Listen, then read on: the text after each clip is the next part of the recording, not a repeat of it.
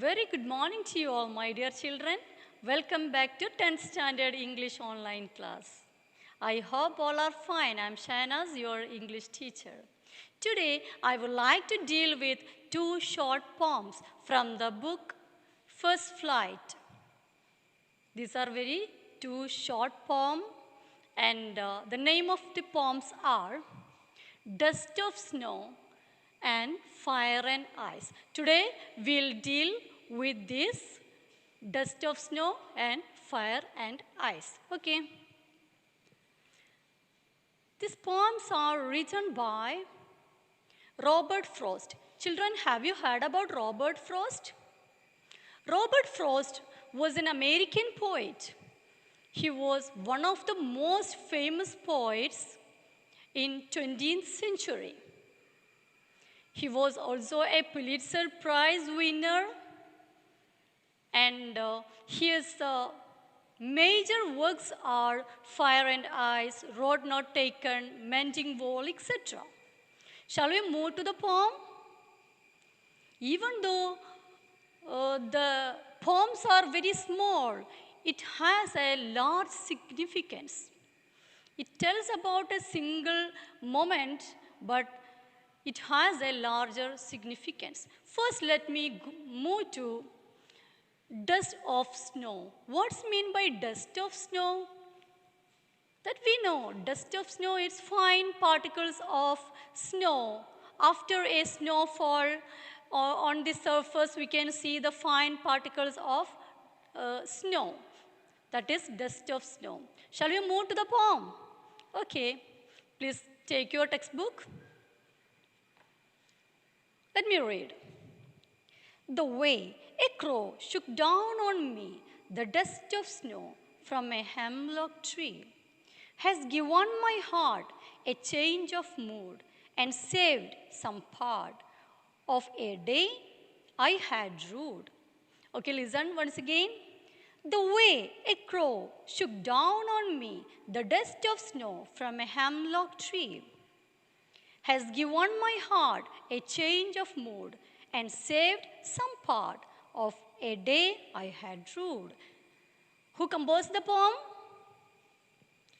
Robert Frost. Okay. The poet was very much depressive and unhappy in the beginning of the poem. He was sitting under a hemlock tree. What's the meaning of hemlock tree? Hemlock tree is a poisonous plant with small white flowers. I already told you that the poet was unhappy and depressive. He was in a depressive mood. And same like the nature also gives like that. You see, it's about hemlock tree. Hemlock tree, I told you, it's a poisonous and small with poisonous plant with a small white flowers. Okay. The way a crow shook down on me. You see, a crow. A crow is also not much beautiful like any other birds, right? Okay, it's black in color and somewhat harsh. Okay, so here the crow and hemlock tree both are showing some kind of sadness here. And the poet also was in a depressive mood. And let's see, is there anything for happiness? The way a crow shook down on me the dust of snow from a hemlock tree. The poet was sitting under the hemlock tree, and there was a crow on the hemlock tree. Suddenly, the crow shook down the dust of snow on the body of poet. That moment made a change. Listen, has given my heart a change of mood and saved some part of a day I had rued. You see, until that moment, the poet was very much unhappy when he got the dust of snow on his body.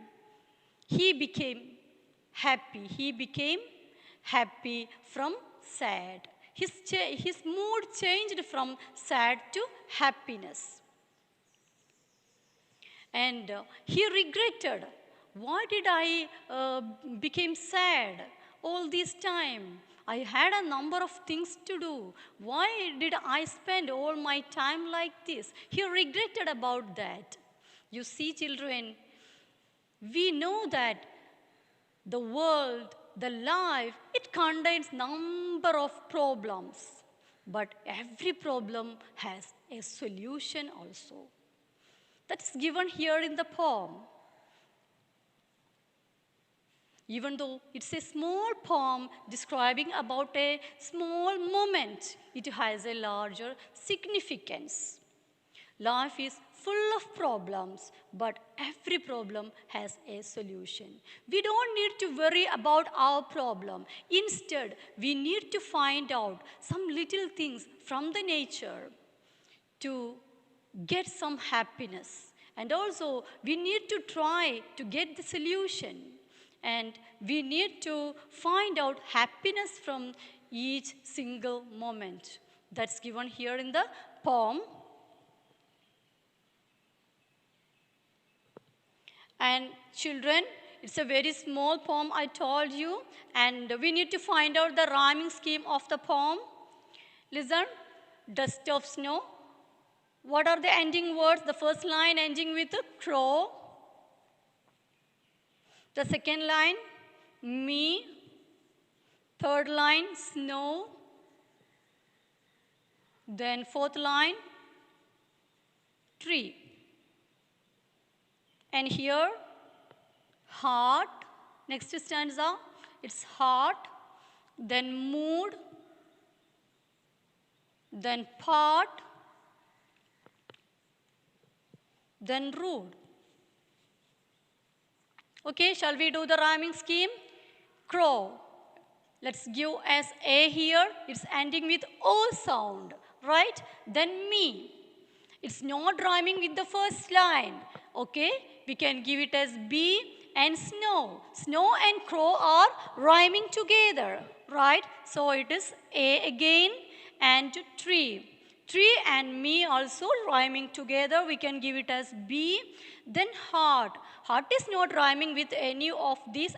Okay, now it is now we are moving to the second stanza. So here we can consider as the first line. So here it is A and mood. That is not rhyming with the first line. So we can give it as B. And part and heart are rhyming together. We can give it as A. And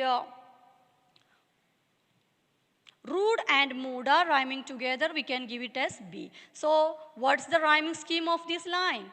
This poem. What's the rhyming scheme of this poem? A, B, A, B, A, B, A, B. A, B, A, B, A, B, A, B. Okay, that's the rhyming scheme of the poem. And the other exercises given in the textbook that we will do in the interaction section. Okay, let me move to the second poem. Fire and Ice.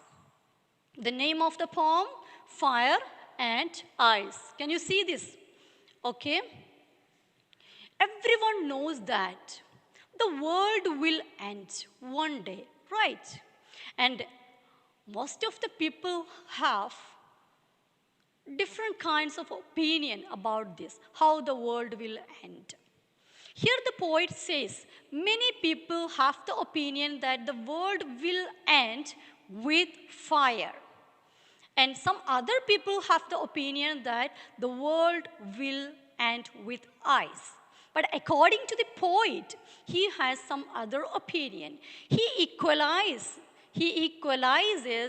the fire with desire of human being. What comes under desire? Greediness, right? And lust, all these come under the desire. And same like ice. What's the peculiarity of ice? It's rigid, right? And ice equalizes to hatred, the human emotion, hatred. The hatred is like coldness, rigidity, and insensitiveness. So let's see what comes in the poem. Fire and Ice. You see, some say the world will end in fire. Some say in ice. From what I have tasted of desire, I hold with those who favor me. But if it had to perish twice, I think I know enough of hate to say that for distraction, eyes is also great and would suffice. You see, some say the world will end in fire. Some people say the world will end in fire. Some say in ice. Whatever it may be, if it is fire, if it is ice, anyway, the world will end very it will spread the world very rapidly. Right? And the poet equalizes here the fire as desire. Desire also can distract. Desire also can destroy the world very rapidly like a fire. And same like ice. Ice is also equalizes here as hatred. The hatred inside the man, the envy, the envious, the jealous, everything inside the man that also can destroy the world very easily. So the poet says, anyway, the world will end because of these two. But if it had to perish twice, I think I know enough of hate to say that for destruction eyes is also great and would suffice. And whatever how the world will end, that's not a matter if it is with fire or if it is with desire. Both are very rapid, both can destroy the world very easily. And same like if it is eyes or if it is hatred, that also can destroy the world very easily. So what we need to do to live in this world peacefully, we need to cultivate some kind of human emotions, positive human emotions we need to cultivate. What are they? Some kind of brotherlyhood, right? And love, compassion towards our brothers, towards the living things, right? That's here in the poem. Okay, here also we need to find out the rhyming scheme of the poem. This poem you can see it's a 9-line poem. So we need to consider the poem as a whole a 9-line poem. Okay, we don't want to consider it as a 2 stanza. Instead that we can consider it as 9-line poem.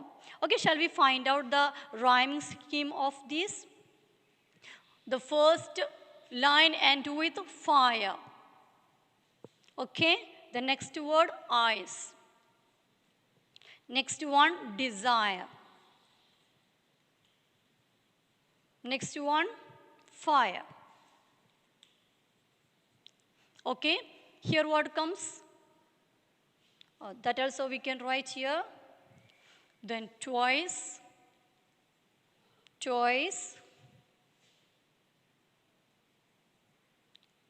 hate, eyes, then great, then suffice. You see, we can give A here for fire and eyes. It is not rhyming with the fire, so we can give it as B. And desire is rhyming with the fire, so we can give it as A. And fire here also A. So the first stanza we'll get AB, then AA. Then let's see here. I told you we need to consider it as a whole poem. So twice we can give it as C. Okay, twice is not, listen, eyes and twice. Okay, eyes and twice rhyming together, so we can give it as B. And hate, that is not rhyming with any of this, we can give it as C. And eyes is again rhyming with this, so we can give it as B again. and great is not, it's not rhyming with any of these. So we can give D, and suffix is again